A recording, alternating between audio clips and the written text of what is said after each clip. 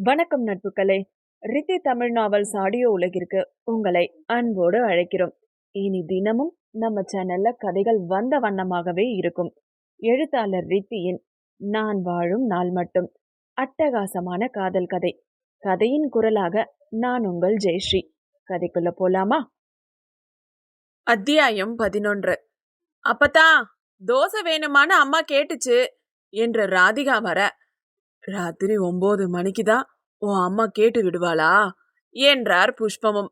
நான் தான் புதுசா ஒன்னு ட்ரை பண்ணி பார்த்தேன் அப்பத்தா, அது நல்லா வரல. அப்புறம்தான் அம்மா தோசை ஊத்துது. அண்ணன் எங்க, சாப்பிட்டாங்களா என்றாள். அவன் சாப்பிட்டு அப்பவே ரூம்க்கு போயிட்டான். நானும் தூங்க போறேன் என்று சொல்லவும் தன் அன்னையிடம் சென்று கூறினாள் ராதி.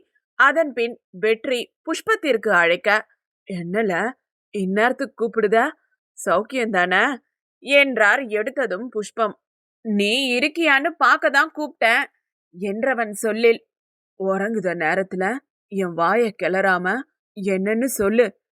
அப்பதான் பந்தல்காரங்க போன் பண்ணாங்க 6 மணிக்கு, நான் சொல்ல மறந்துட்டேன் என்றான் வெற்றி. அத சக்தி கிட்ட சொல்லதானே?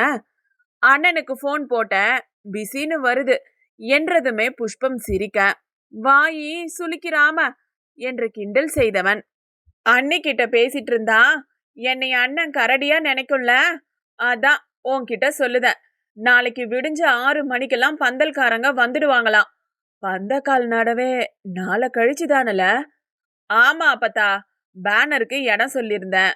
கூடவே மேடை ஒண்ணு போட சொன்னோமே, அவங்க வசதிய பார்த்து வச்சுட்டு போவாங்களா இருக்கும். அண்ணன்கிட்ட சொல்லிரு என்று சொல்ல, நீ எப்ப வார? 1 வாரம் கூட இல்ல கல்யாணத்துக்கு என்றார் புஷ்பம். அப்பத்தா, நாளைக்கு எக்ஸாம் அப்பத்தா. நேத்து தானே கிளம்பி வந்தேன். லீவ் போட்டா சோலி முடிஞ்சிரும். முடிச்சிட்டு கிளம்பிடுவேன். இன்னும் 2 எக்ஸாம் தானே, எழுதிட்டு ஓடியாந்துட மாட்டேன் என்றான் வெற்றியும். வெற்றியிடம் பேசிவிட்டு புஷ்பம் சக்தியிடம் விஷயத்தை சொல்லலாம் என நினைத்தவர் பின் காலையில் எழுப்பிக் கொள்ளலாம் என விட்டுவிட்டார். என்ன பதிலையே காணோம்? சக்திவேல் அலைபேசியை காதிலிருந்து எடுத்து பார்த்து கேட்க, அப்போதும் அமைதி தேன்மலரிடம். ஹலோ, இருக்கியா தேனு? என்ன? நான் கேள்வி கேட்டேன், அதுக்கு என்ன பதில் சொல்ல என்றவள் குரல் உள்ளே சென்றிருந்தது. முடியும் முடியாது, இத சொல்ல என்ன? சொல்ல தெரியல என்றால் மீண்டும் அதே குரலில். மறுபடியும் கேக்குறேன், யோசிச்சு சொல்லு. வாழ போறோம், என் கூட நீ, உன் கூட நான். மீண்டும் அவன் கேட்க, இது எப்படி என்னன்னு நான் சொல்ல என்று விட்டால் அவனை முடிக்க விடாமலே.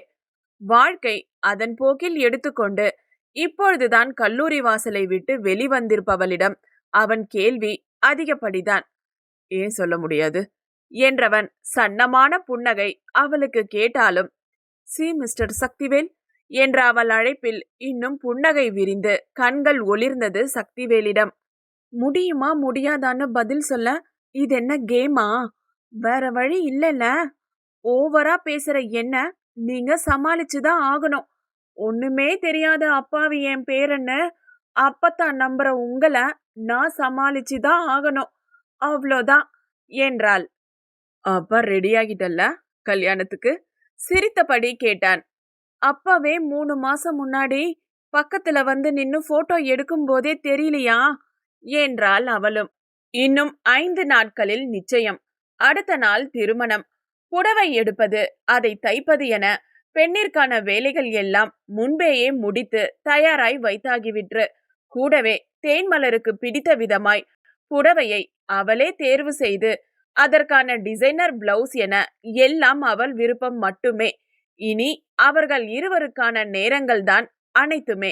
அதுவும் அவள் கல்லூரி முடித்த நாள் ஆரம்பித்து அத்தனை அழைப்புகள் தேன்மலருக்கு சக்திவேலிடமிருந்து.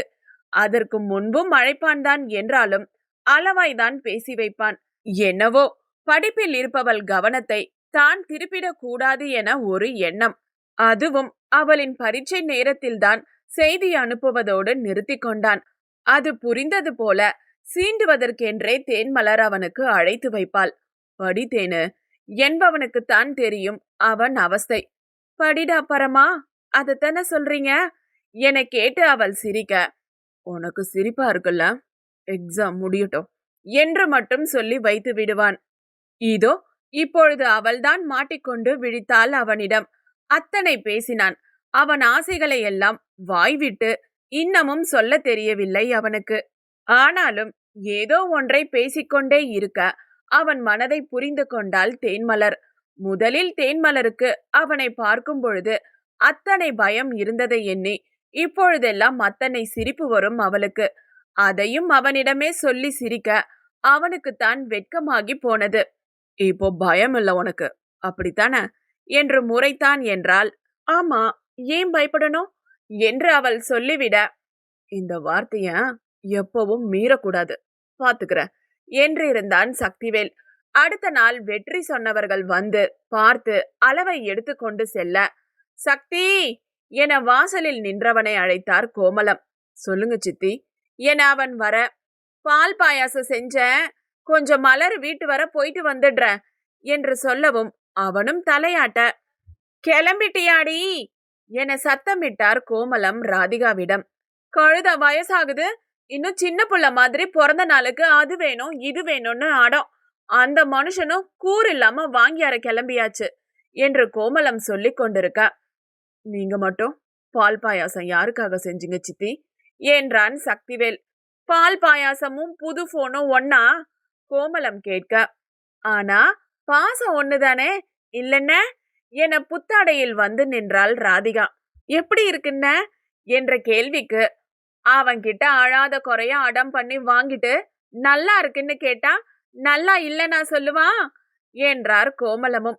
நான் ஒன்னும் அடம் பண்ணல, கேட்டதும் அண்ணன் வாங்கியாந்து தந்துட்டு என்றவள், போலாமா என்று கேட்க, 2 நிமிஷம் வந்துடுற ராதி என்றவன் சட்டையை மாற்றிக்கொண்டு புஷ்பத்திடமும் சொல்லிக் கொண்டு வந்தான்.